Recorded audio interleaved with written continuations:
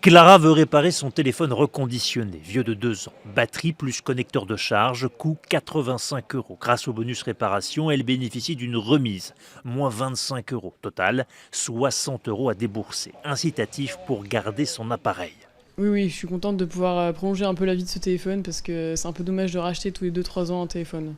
Le téléphone portable, troisième appareil le plus sollicité pour le bonus réparation, derrière le lave-linge et le lave-vaisselle. Depuis janvier, la réparation d'un écran de smartphone est partiellement prise en charge, ce qui dope l'activité de ce réparateur agréé. Donc les écrans, ça correspond environ à 80% donc, des réparations. Et on a augmenté quand même de 30% donc, le nombre de réparations sur les écrans. Très bonne C'est chose. plutôt positif, bien sûr.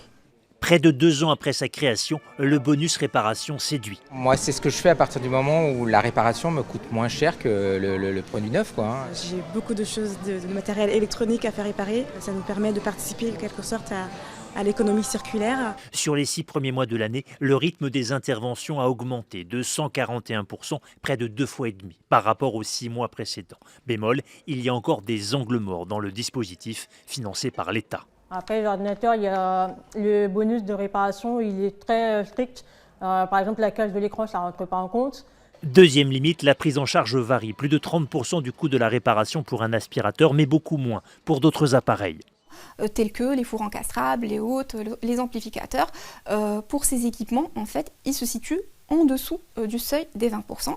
Dernier frein, le nombre de réparateurs agréés. Sur les 22 000 réparateurs du territoire, les 3/4 n'ont pas encore sollicité le label, malgré des démarches simplifiées, ce qui freine encore l'essor du dispositif.